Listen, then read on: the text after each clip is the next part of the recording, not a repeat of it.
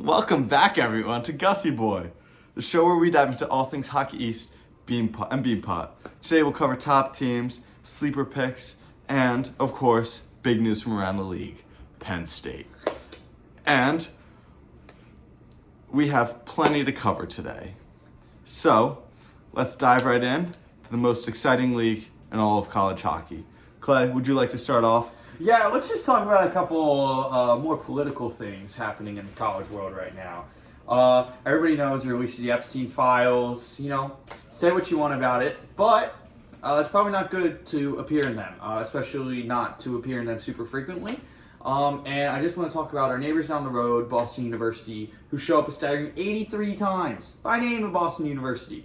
Who knows how many other times they show up, but all I'm saying is that there might be a connection between a fraudulent school and Boston University. Thank you, Clay. Very insightful right there, I think we should look at their Beanpot eligibility before Monday for that one. I think we should as well, and then replace the team in the final that they beat, which would be us. Right. So, and then I also wanted to mention Gavin McKenna and Penn State. Yes, we have a very interesting situation following their outdoor game. What a fun game out at Penn State, Happy Valley, but Hockey not Valley. Hockey Valley. But not so fun what happened afterwards. All going to a bar. Mr. 18-year-old, first overall prospect out of Canada. Clay, would you like to tell us what happened? You know at what? that I bar? love it for the kid. Younger than us, and he beat the shit out of that guy who called his mom whore. So I think it's good for him. Sticking Great up for his your mother. visa status. Right. Yeah. But charges got dropped today. Brilliant news. I'm completely on the kid's side. If it was my mother, I'd do the same thing. I would get my ass whooped, but I would at least put up a fight. And he's obviously bigger than me. He's better than me. He's stronger than me. His bitches are better than me. So I'm happy for him that he was able to beat up the guy. So, if it was any other sport, we'd be having a different conversation. But it's hockey, Does this make him a bigger prospect? Because really, all the guys in the league are doing the same thing. I'm not taking sides on this, but, that's something to consider. Sounds like somebody's scared to stand on his feet, not like Gavin McKenna. So, All right, Clay. Moving on, we'll go on to our standings, our Hockey East standings for this week. Well, Northeastern drops a spot from tied fifth to tied sixth now. Frankly, boys, what are we doing? Just give it up at this point. But, good for Providence, sticking up at first. 33 points, same games played as Boston College, who's sitting at second with 31 points. Yeah, Providence, big So win. as long as Providence wins out, they're sitting pretty at the top. Boston College, obviously just waiting for Providence to slip up, and they can move in. UConn showing a little bit behind now, 5 points off Providence, 3 points off Boston College, 15 games played as well. So maybe they can hop above Boston College here, but, they're kind of looking for a miracle at this point. UMass, great bounce back for them. Your ass, but I don't really see them in it. 16 games played, 26 points, not doing it. Boston University, terrible program, fraudulent, in the Epstein files. What else could you say? But 18 games played, 24 points, no chance of winning it for them. Then we have Merrimack and Northeastern, both on 23 points. Northeastern actually has a game in hand over Merrimack, so a win this weekend could push them up into 6th place by themselves. Beautiful. Yep. And then we have Maine, disappointing season so far, preseason top 10, and now sitting on 22 points. Vermont, New Hampshire, UMass Lowell, not even at 20 points yet. UMass Lowell has the same points as games played. That's relegation standards. So, as I said before, I want to see relegation. I want to see Stonehill, putting up a good fight last Tuesday, 5-9 versus Merrimack. Very high score game, very fun to see. We want that every week. Yes, they lost 2-0 at Vermont, but that's at Vermont. Nobody wants to be up there that cold. Keep them down here in the colder, in the nicer temperatures. They'll do better. it snowed today. Yeah, it snowed today. But very very fun, very fun. Big fan of a relegation promotion, and Yeah, I think it would even be Lower cool to leagues. get the Blue Hens in here. they don't know what ice is. Anyway, for our games this week, we have, of course, today, Friday night, Maine at Boston, BU. BU, stinker program. Really, I don't know what else to say to that one, but... I mean, Maine's just going to take the sweep, aren't Yeah. they? I mean, Yep. I guess it's one game because Yeah. somebody's in Beanpot, but Well, somebody's this shouldn't be weekend, in Beanpot. all of them are one single game, but Okay, kill me. except for the Massachusetts Derby, UMass versus UMass Lowell versus UMass Amherst.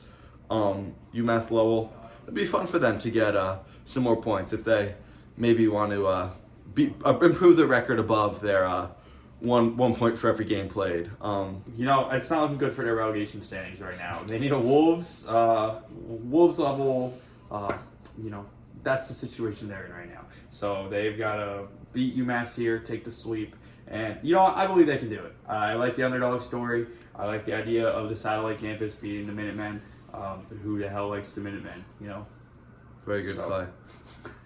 Much to be agreed upon there. Our next game we have is Providence at New Hampshire. You know, two very good teams, one very good team and New Hampshire. You know, Providence, I think this is going to keep them on top, give them another weekend, but we also see them playing on Saturday against Vermont, another game that they should easily take in hand.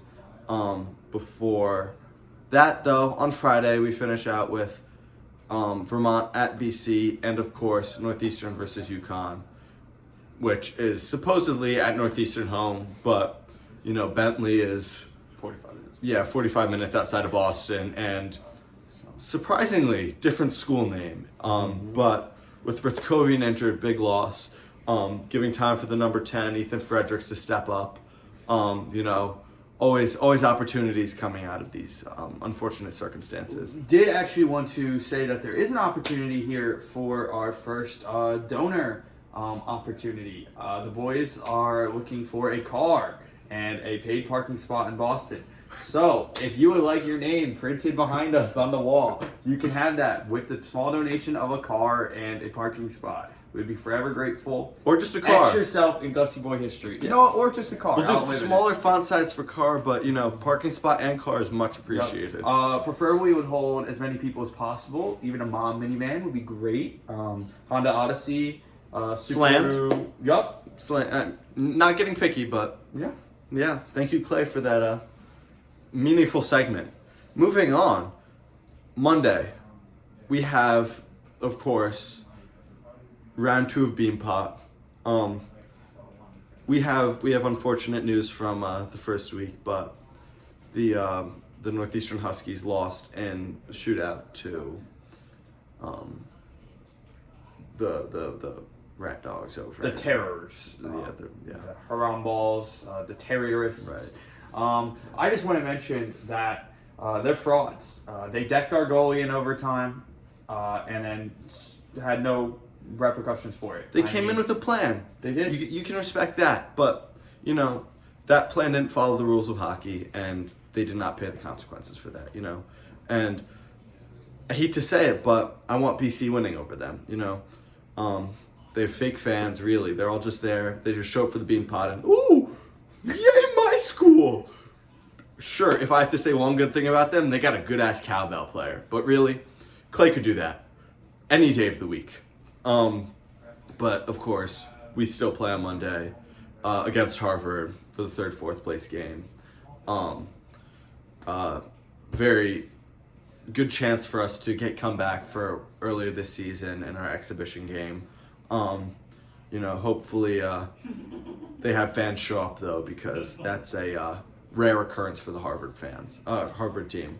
You know, top 4 ain't bad, so I think we can hold our hats up on that. You know, it's a hard tournament to finish top 4, and so I think we should be proud of ourselves about that. I'm completely lying. Fraudulent. We suck. I think we sacked the manager, sacked the board.